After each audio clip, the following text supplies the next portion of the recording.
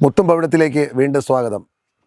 ഒ.എൻ. സാറിൻ്റെ ഗാനങ്ങളിലെ പാടുക അല്ലെങ്കിൽ പാട്ട് പാടി എന്നുള്ള വാക്കുകൾ ഏതെല്ലാം ഗാനങ്ങളിലാണ് വന്നിരിക്കുന്നത് എന്നുള്ള ഒരു അന്വേഷണാത്മകമായ യാത്രയിലാണ് നമ്മൾ കടന്നു പോകുന്നത്.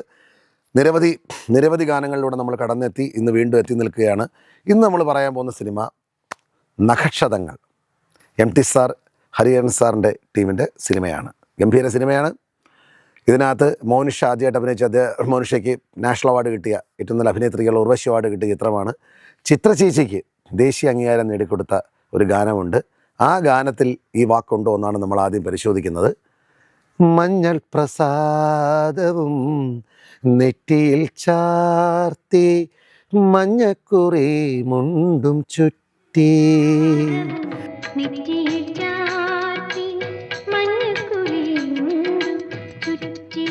ഇതിൻ്റെ ചരണത്തിൽ പിന്നെ ഞാൻ പാടിയൊരീണങ്ങളൊക്കെയും നിന്നെക്കുറിച്ചായിരുന്നു.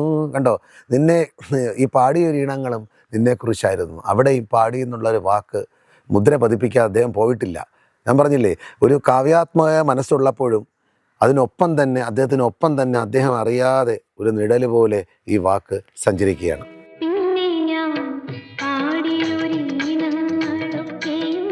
ഈ ചിത്രത്തിൽ തന്നെ നമ്മുടെ ഭാവഗായകൻ പി ജയചന്ദ്രൻ സാർ ആലപിച്ച അതിമനോഹരമായൊരു ഗാനമുണ്ട്.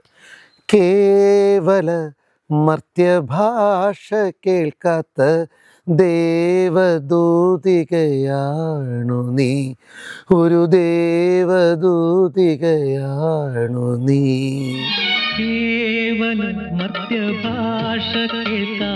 ഇതിൻ്റെ അനുപല്ലവിലാണ് നമ്മൾ തേടി നടന്ന ആ പദം വരുന്നത്.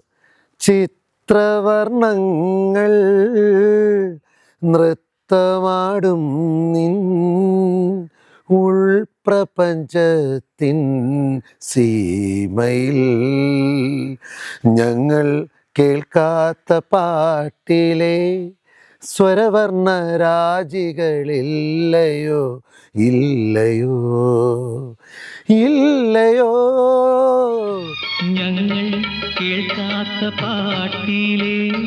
ഞങ്ങൾ കേൾക്കാത്ത പാട്ടിലെ സ്വരവർണ്ണരാജ്. ഈ ചിത്രത്തിലെ നായികയ്ക്ക് സംസാരിക്കാനും ചെവി കേൾക്കാനുമുള്ള കഴിവില്ല.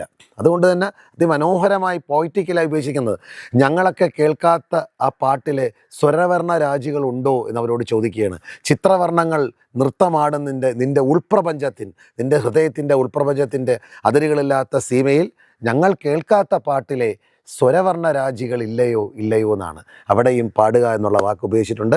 അപ്പം നഖക്ഷതങ്ങൾ എന്നുള്ള ചിത്രത്തിലെ ഈ രണ്ട് ഗാനത്തിലും അദ്ദേഹം തൻ്റെ അദമ്യമായ അദ്ദേഹത്തിന് ആഗ്രഹം തുളുമ്പി നിൽക്കുന്ന ഈ രണ്ട് വാക്കും അദ്ദേഹം ഉപയോഗിച്ചിട്ടുണ്ട്.